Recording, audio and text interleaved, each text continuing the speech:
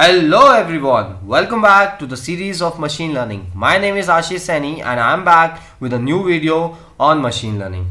And in today's session, we are going to learn more about machine learning.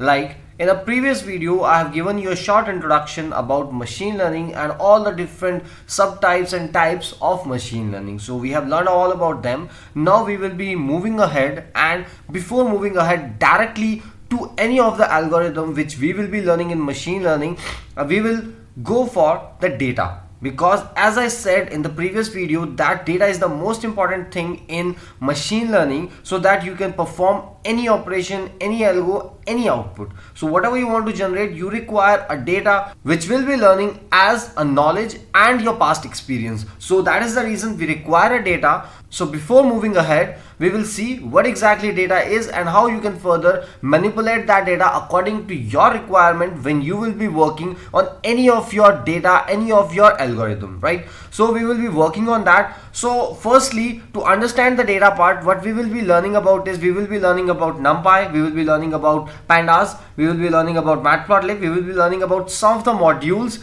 and in that module we will see how you can create your data, how you can process your data at a very faster rate, because time is also the most important factor here. We require to process the data at a faster speed, because there can be a huge amount of data that needs to be processed and calculated faster. So that is why we require everything. Now let's not waste more time and let's directly go to the program. So for that, let's create a new project, and in that project we will start working on it, right? So for that, let me do one thing. Let me create a new project. So just give it some name. Let's say ML tutorial, and under this section I will be creating a virtual environment with the name VENV. You can write some different name to this as well, right? So that's totally up to you. And I will be creating a new virtual environment, and that will be a virtual ENV, right? It will be created through that. So it's all about that. Now just click on create, so it will create a new project for you.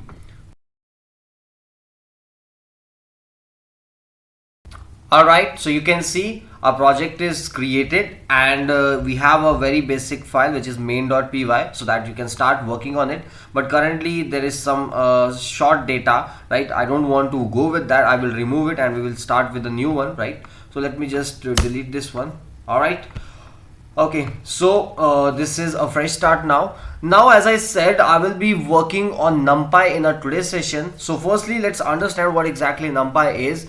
So simply you can say NumPy is a package, NumPy is a module which we will be using to process a data, right? Why processing a data? Just because if you have gone through your basic Python programming, there you must have seen that you have different data types. For example, let's say we are talking about list. Inside list, what you have is you have multiple type of data. You can store multiple data, which is like heterogeneous type of data, and accordingly you can process the data. But similarly, if you want to go for a bigger data, for example, let's say if we talk about multi-dimensional data, which can be a matrix, which can be anything, right? Which can be of any dimension, 2 dimension, 3 dimension, 4 dimension, it can be of any dimension. So in that case, what we need to do is we need to process that data. For processing that data, you must know how you can handle the data first, right? Because as you must have learned in there that you can handle list, and inside that list you can add multiple list as well, right? So that is a different thing. So there are not much operations that you can perform on that. So that's the reason we are going for NumPy, because NumPy itself provides so many different functions which can process your data at a faster rate, and also it can process the multi-dimensional data which list will not support, definitely, right? So that's the reason we also go for this. And also time is the most important factor, that's why we also go for it. So that is the reason we are going for NumPy. Now let's understand how do we use NumPy, right? So for that, firstly what you have to do is you have to import NumPy. Let's say I'm importing it as NP. You can write it something else as well, like N, A, B, C, D, whatever it is, it's up to you, right? So I will be working like that, and now you can see under the NumPy it is giving you a red underline, right? So that means install package NumPy. So NumPy is not installed, that means you have to install it. And where I have to install it? I have to install it inside the virtual environment which I created for this project. So for that, I will not directly install it from here, so that I can also show you. For that, I'm going to terminal over here. Inside the terminal, firstly you have to activate the virtual environment on which you are going to work. Currently I'm working on the virtual environment which I created for this project, which is this VENV, and it is already activated. And if you don't know how to activate that, then you can watch my previous videos and my blog. There I have already specified that how you can activate that. And now let's install NumPy. So for that you simply have to write pip install NumPy and press enter. So what it will do is it will install NumPy for you, and you can further start working with NumPy. And currently if I will start working on NumPy without installing this part, then you must have seen an error that will not allow you to work further, right? So that's why I'm installing it first. Alright, so you can see everything is installed successfully, and also it has been processed and loaded properly. So you can see underline has gone. That means now you can work on NumPy, right? So for that, firstly let's start by creating a basic NumPy. In NumPy, your data will be stored in the form of an array, right? So how you're gonna get that array, let me show you first. Let's say I'm going to create an array. So the variable name, or let's say the object name, is ARR, which is for the array. And now I will be creating an array, and that array will be created with respect to NumPy. So I will be calling a method from the NumPy by this NumPy, which is np dot, and now load whatever you want to do. Right now I will be calling array, so just call the array. And in here you can see there are multiple different values that you can pass over here, right? So for that, firstly it is asking me to add the object. Object means you can pass any type of value. That doesn't matter that what exactly you want to specify, what exactly you want to add here, but you can add anything, right? So that's totally up to you. And currently I'm going to pass my first value, and that value can be passed in the form of a list. So I'm going to pass in here. So for example, let's say I'm passing these 5 values in the form of a list, right? So that is done from my end. And also you will see over here that by default D type is something, and that is filled with something, but it is not showing you that. Let me first show you what exactly the by default data type is. So by default it will be of object type, right? So you don't have to specify what type it will be. So that means you can pass any value. Whatever value you will pass, it will pick that value in the way you are specifying. So that is how you can add it, right? And now let's do one thing. Let's print this one simply, and let's see what output you will get. So I'm running it from here. You can see the output is 1 2 3 4 5. Now you must be thinking, what's the difference in between array and a list? Because both are seems to be similar. You're getting the output in the same way like you used to get in the list format. Exactly. So let me show you what exactly the type is, right? So we can check what is the type of this array. So run it again. Now you will find this time the class is NumPy, not an array, right? And also there are so many different other functions and methods that you can perform on this object which you created for array. So let's start by going for that. So firstly ARR, which is the object, dot. Now you will find in here that there are so many methods and functions which you can apply on the object that you have created, right? So this is all about this. Now from here you can see that these are the different functions and methods that you will definitely not get inside a list. So there's a lot of differences in between them, right? So now let's do one thing. Firstly, let's see what is the shape of it. Now what is this shape? This shape will tell you like what is the dimension of your array that you have created. As I said, that NumPy array can store multi-dimensional data, which can be a matrix, which can be a 2-dimensional matrix, which can be a 4-dimensional matrix, which can be of any dimensions, right? So you can store any dimensional data over here. So that's the reason we need to understand like what is the shape for that. Because for example, if I'm talking about 2-dimensional data, then that means the data will be in the form of rows and columns. So your shape will tell you what are the number of rows, what are the number of columns. Currently I don't have anything. I only have, let's say, a single dimensional data, and inside that single dimension data I have multiple values. So now let's see what will be the output for this. So let's see this, print this, run it again.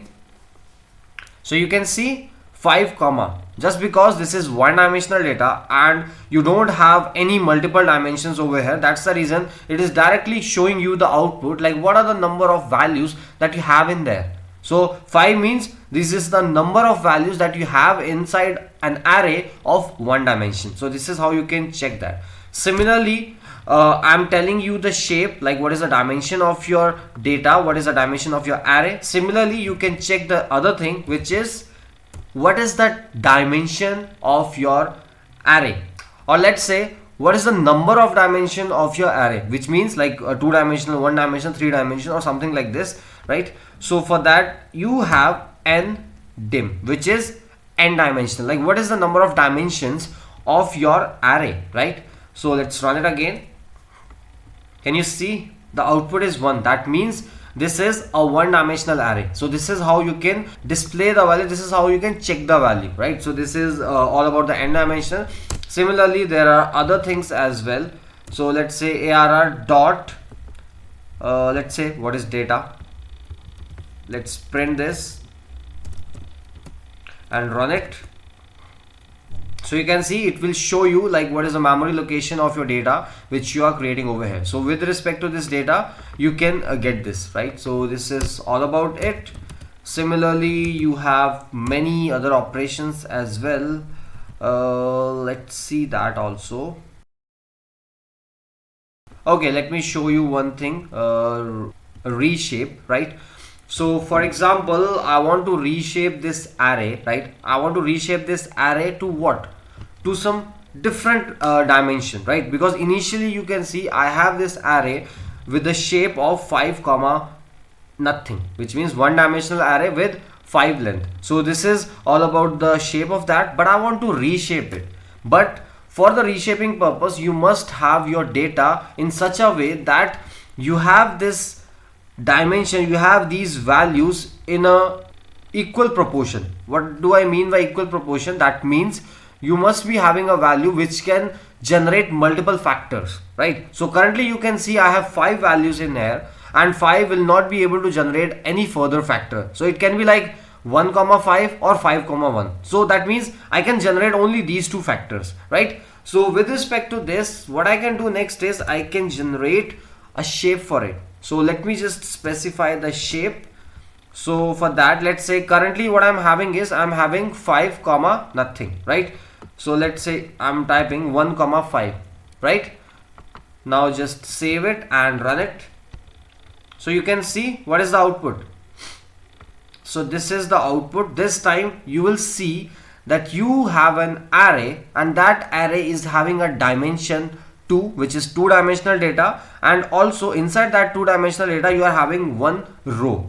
So which means 1 comma 5 means 1 row and 5 columns. Similarly, if I will reverse this part, or let's say if I will do something like 5 comma 1, then if you will run it, you will find that now you have a 2 dimensional data with 5 rows and 1 column. So this is how you can regenerate, or let's say reshape your data that you have with you. So this is how you can do it, right? So this is all about this part, and let's check the shape for this. Not shape, I think dimension for this. Now save it. You can see 2. So 2 is the dimension, right? So this is how you can generate multi-dimensional data. Currently it was like 1 dimensional data. Similarly now you have a 2 dimensional data, and similarly you can generate multiple other dimension data as well, right? So this is how you can do it. So right now let's do one thing. Now further, let's create another array. Let's say ARR1 equal to, now let's generate np dot array, and this time I want to generate a multi-dimensional data, not the single dimension but multi-dimension. For example, let's say a 2-dimensional data, right? So for that, first brackets open, inside that open another brackets. So it's like you can consider like how many opening brackets and how many closing brackets. Based on that you can decide that what is the number of dimension of your array. Initially in the first array you can see there was only single opening and single closing brackets. So based on that you can judge that what is it. It is a single dimensional data. Similarly, after you have got the result for this from here, you must have seen that your data is two-dimensional data, and in there you are having two opening brackets and two closing brackets, which is clearly specifying that that is a two-dimensional data, right? So similarly, I'm going to generate a two-dimensional data over here. If in case you want to generate a three-dimensional data, what you can do, you can create another square bracket inside that, which will clearly specify that what is it. This is a three-dimensional data, right? But currently I want to create a two-dimensional data, so let's create like that. So for that, let's say 1 comma 2 comma 3, and after the second square bracket, put a comma, another square bracket open, and inside this just type another values, let's say 4 comma 5 comma 6, and after this another values, let's say 8 comma 9 comma 0, or let's say 7 comma 8 comma 9. Alright, so this is what exactly I have done. Now let's say print this ARR1, save it and run it. Can you see? This is the output that you have created. Now let's check the shape for this. Dot shape. What is the shape?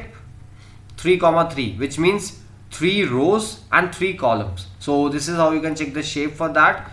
Similarly, let's print another thing, and this time ARR1 dot ndim, which is the end dimensions. Now run it. This time you can see you have a two-dimensional data. Similarly, let's change the dimensions over here. Let's say I will completely enclose this complete data inside a square bracket, which means I have generated one more dimension in that, right? So just run it again. Can you see 3 dimension here? 1 is the depth, 3 is the rows, 3 is the column. So this is how you can create your own shape. This is how you can check what is the dimension of your data. So this is how you can generate you can create your shape over here, right? So this is all about this. And after that, let's say print this one as well, so that you can see the data as well. Okay, so this is what I have done. Now here let's do one thing. Let's type D type, right? And for the D type, this time I want to change the type of your data. Currently I'm having a data as integer value, but I don't want to put it as integer value. I want to put it as, let's say, float value. Now save it and run. Now can you see? This time the data has been converted to a float value, which is like 1 point, 2 point. What does that mean? This means now the data is in the form of a float value. So this is how you can convert your data from integer to float value. So this is how you can do it, right? Similarly, if you will put it like str over here, run it. Can you see? The data is in the form of string this time. So this is how you can convert your data as well, right? So this is all about the data type, right? And also print this. You can also check the type of your array, like D type of your array. Run it. You can see integer 64. Similarly, if I will convert this, here also you will find that the type will be changed automatically. You can see float 64. So this is how you can see this is the type of your array which you have created. Alright, so this is all about this, and now let's move ahead and let's understand and check what are the different other arrays available over here. What are the different other methods available for your array, right? Alright, so now we have this data with us, right? Now you understand like what are the different operations like shape, end dimension and D type, right? But not only this much, we can perform some other operations as well. So for that other operation, let me tell you what exactly we can do more over here is, so let's say ARR1 dot fill. Now what is this fill? For that, it is going to say that you can specify only value. And let's say for example, now I'm going to put 5. So what does that mean? This means now it is going to convert all your values with a single value, and that single value will be whatever you will specify inside the bracket. Currently I have put 5. That means all the values will be converted to 5. So let's save it and run it again. Okay, so it didn't generate any output over here, right? Just because this operation will not generate any output. This will update the array. So now if I will print the same thing in the next line, ARR1, now you will see that the output is what? 5.5.5.5, which means all the values has been converted to 5, and it is in the float format just because the data type is of float type, right? So that is the reason we are getting this. Now change it.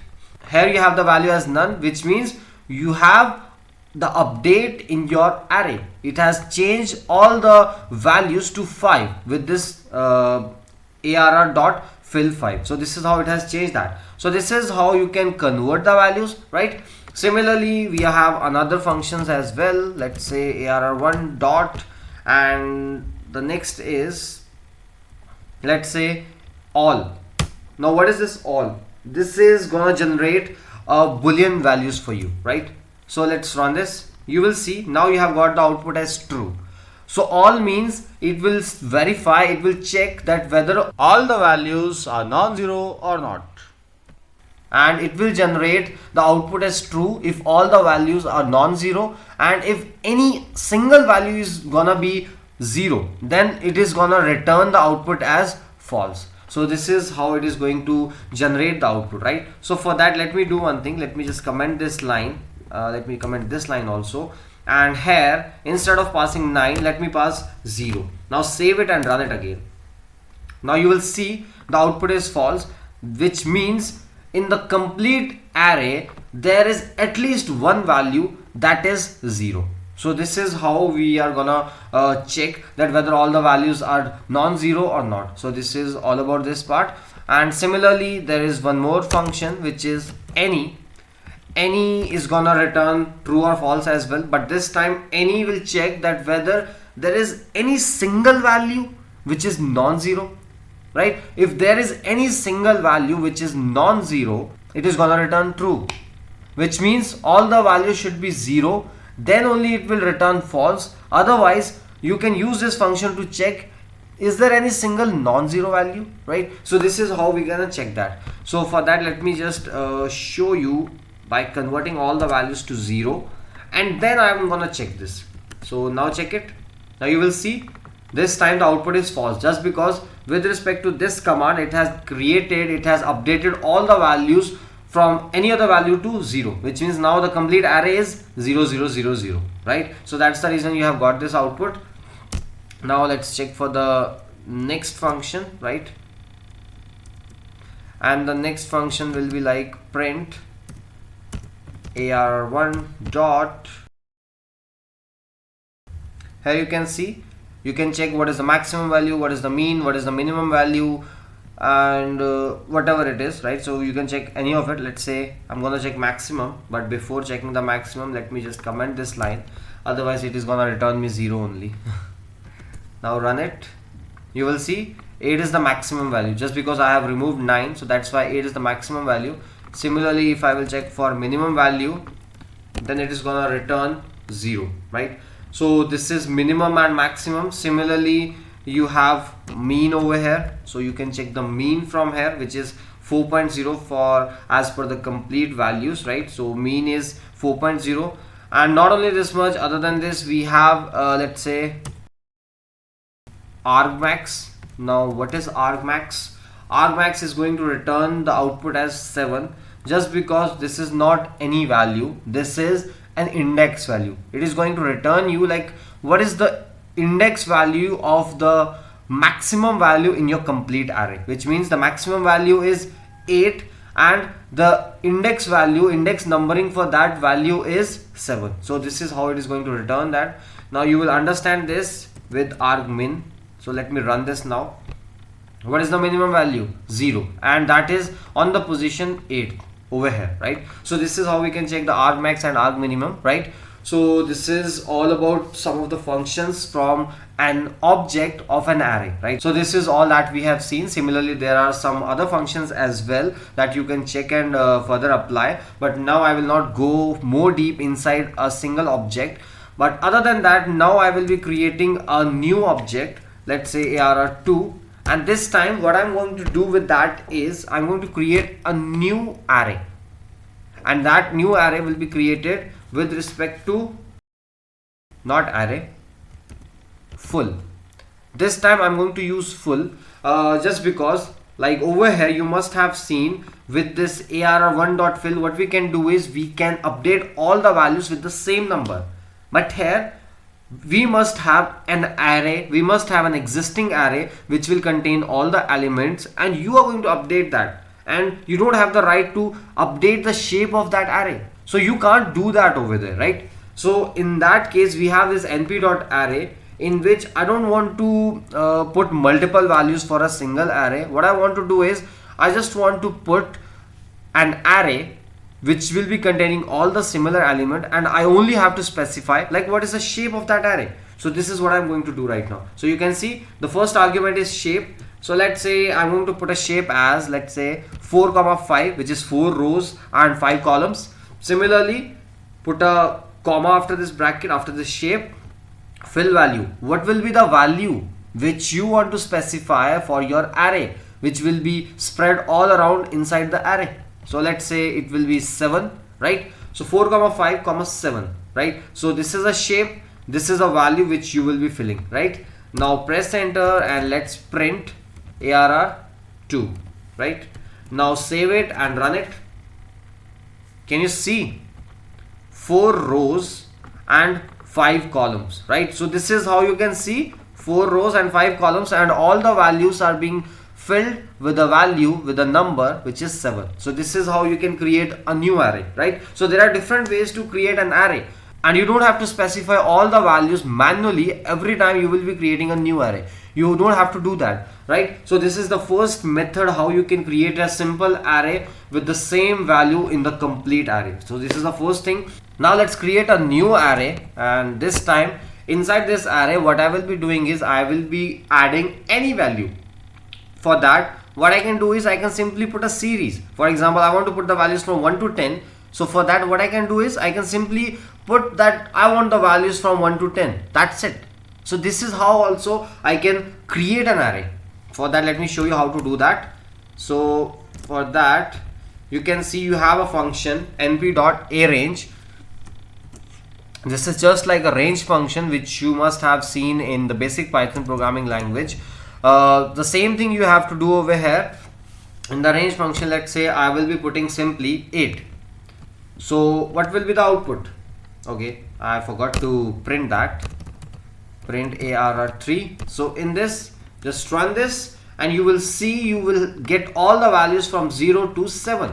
So this is same like the range function which you have in Python programming. So 8 means your values will be counted from 0 to 7. Similarly, if I will change the value to 10, you will see the values will be from 0 to 9. Similarly, if I want to change the range, I don't want to start from 0. There, what you can do, let's say I want to start from 10 and I want it up to 20. Now run it again. And you see the values are from 10 to 19. Similarly, now what I want is I want the values from 5 to 20, but this time I want the alternate values. Now okay, no issues, comma 2. I want the alternate values means I want every second value. Now run it again. You can see 5, 7, 9, 11, 13, 15, 17, 19. So this is how you have got all the alternate values. So this is another way of creating an array with respect to NumPy, and the function that we have used over here is arange function. So this is how we can create an array. And now, as I have already shown you how you can reshape your model, how you can reshape your array, you can see you can change the dimensions of it, you can convert the array in a proper way, right? So this is how you can do it. So this is a simpler way of creating an array which you can use further for performing any operation, right? So this is all about that. And now after that, what next I want to do is, let's say I want to print ARR plus ARR3, because I know ARR3 is a one dimension. Similarly, ARR is also one dimension, right? So I can directly use both of them to do the addition. But let's see, will it do the addition purpose or not, right? So let's run this. Okay, so this is not supportive. So you can see value error, operands could not be broadcast together with shape this and this, because the shapes are different. So that's the reason we are getting this. Okay, let me check it first. Print ARR, what is the shape of this over here?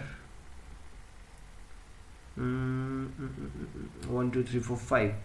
Okay, the shape is correct. Okay, no issues. We can't perform it like this. That's it. Okay, so this is what exactly we have done, but currently I was performing an addition. That's the reason the shape that required to perform the addition must be same, and that is totally correct. So that is the reason we are not able to get the output from it, right? So for that, let me first create an equal shape for that. Now perform it. So here you will find, here also I will get 5 values, here also I have 5 values. So when I will be performing an addition on that, you will see this will be the output which it will generate simply with plus function, right? So it has performed the addition over here, right? So this is addition, but this time I have done the addition, but now I don't want to perform the addition. Instead I want to do the concatenation. Concatenation means this is the first array, just after that I want to extend my second array. So this is what exactly I want to do. So how I'm gonna do that? So I already have 2 arrays with me, so I can use them. So for that, let's say np dot concatenate within brackets.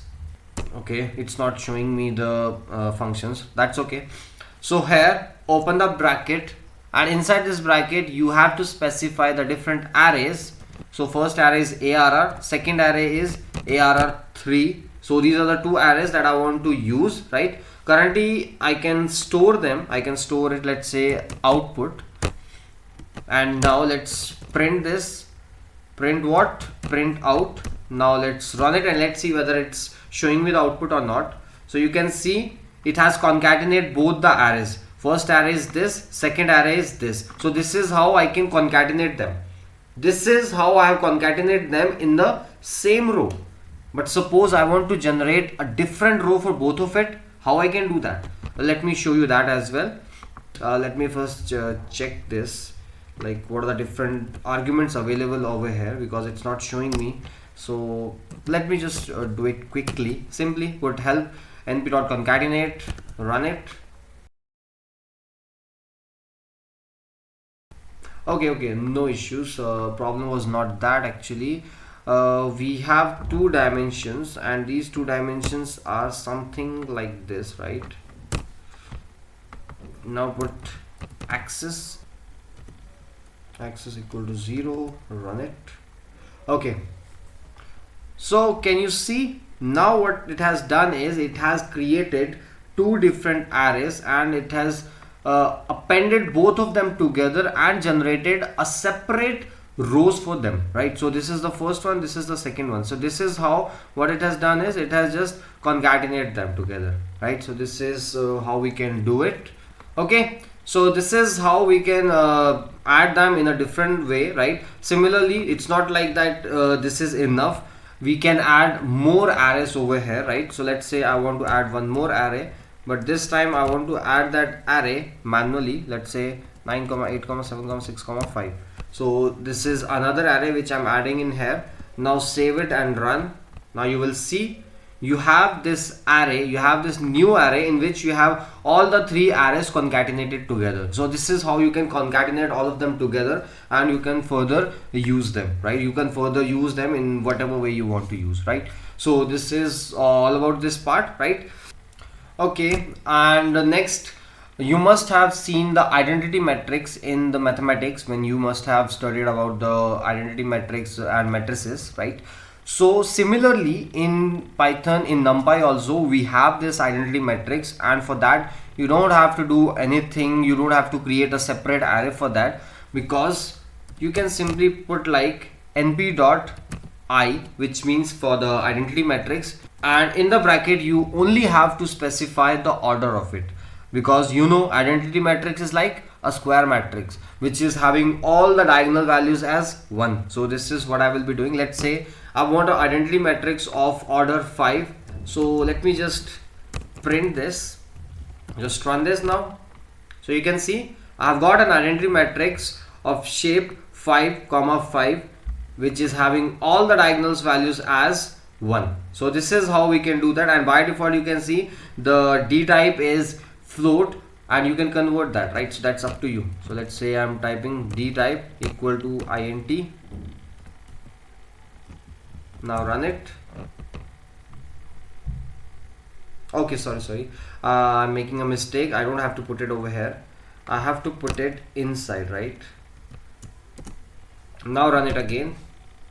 So can you see, now you have got the output, and this time all the values are integer values. So this is how you can convert the types, right? So this is all about the different arrays, and let me perform the last operation for the numpy array, right? And in this, what I will do is I will perform a simple dot matrix of two different matrices, right? I want to perform the dot multiplications of two different matrices, right? So for that, let me create two arrays. So firstly, let's say A, and in this, let's say np dot and array. First array will be something like this.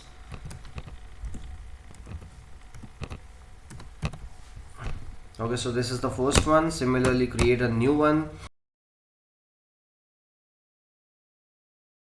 Okay, so we have two arrays over here, right? And both are having a shape of 2 cross 2. So right now we will not face any difficulties in the multiplication purpose. So for that, simply let's say C is the output, and I have to perform a dot matrix. So you simply have to put np dot dot, which is for the dot matrix multiplication. Open the bracket, and inside this bracket you have to pass A comma B. Alright, so that is it. Now print C. Now let's see what will be the output.